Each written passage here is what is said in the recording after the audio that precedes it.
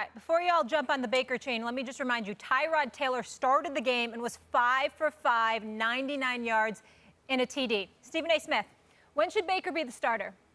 No, please. I mean, a few weeks into the season at the earliest, just like I said yesterday. One preseason game doesn't change this. And it's not just because Tyrod Taylor was a perfect 5 for 5 before Baker Mayfield got a bulk of the work.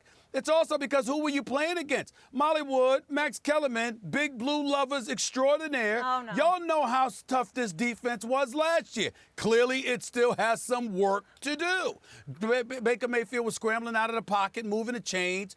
He was standing in the pocket, taking pictures, calling his girlfriend, saying, "What's up? By the way, can we go out to dinner after this game?" I mean, New York City is kind of nice. Before he threw a pass, that's how much time he had to throw, for crying out loud. So let's understand and pump the brakes just a touch because, again, you were playing against a Giants defense that has a lot of work to do. New system, new defensive coordinator, new head coach. We get all of that, and it'll take some time, and we'll see what happens. But one preseason game, the first preseason game, pump the brakes just a touch, just like Eli Manning told us about Saquon Barkley. Don't go berserk. Pump the brakes. It was a nice performance by Baker Mayfield. Nobody said he can't play. Brother can play. Make no mistake about that, and I'm wishing him nothing but the best. But I'm not going to get overly excited about the first preseason game, particularly when it's against these Giants.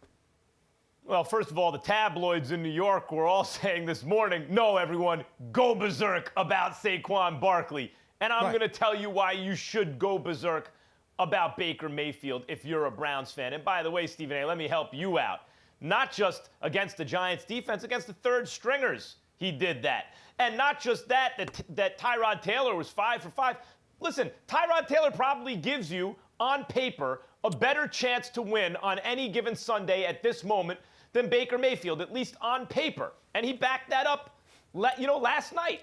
And, by the way, generally, you do not want to start the rookie, especially the high draft pick rookie, and then when he inevitably struggles, there are going to be bumps in the road. I don't care how good he is.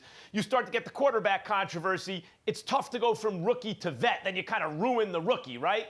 Much easier to go from vet to rookie. All that argues. Everything you said plus everything I said argues don't start Baker Mayfield week 1.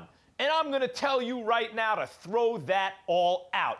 You know it when you see it. We saw it with Dak Prescott, week 1 of the preseason. Whoa, that guy's got it. And by the way, he was not a high draft pick. Baker Mayfield's the #1 pick in the draft. I get it.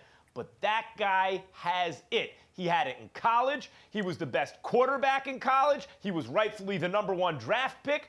He was, by the numbers, also the guy who most resembled high draft picks and quarterbacks that have turned into stars in the NFL. And then on top of that, he has the it factor. You know it when you see it. He is a winning player. He has the arm talent. The guys like to play with him, for him. He has the mobility. He can make plays when it breaks down. He doesn't need that in order to move the chains. He can also simply make his reads and hit his targets.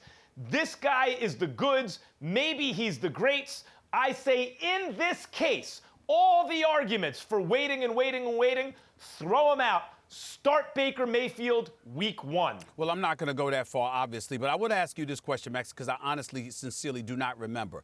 Were you a proponent of Baker Mayfield going #1 overall? Yes. Okay.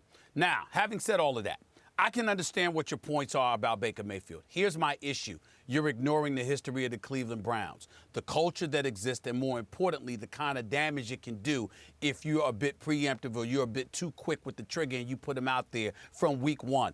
I am not telling you that Baker Mayfield doesn't deserve to start from week 1 because he's not good enough.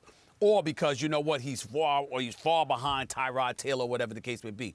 I'm telling you that Cleveland is coming off an 0-16 season. They were winless. In 2 years at the helm, Hugh Jackson is 1-31.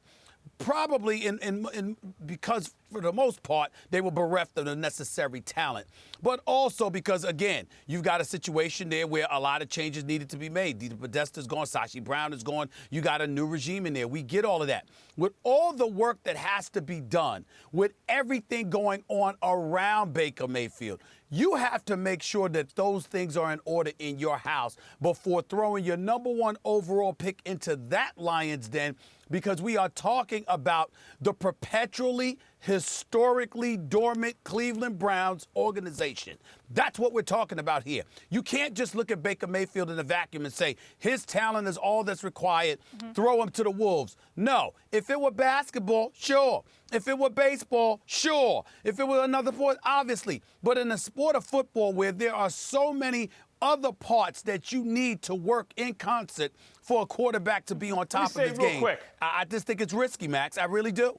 Let me say real quick.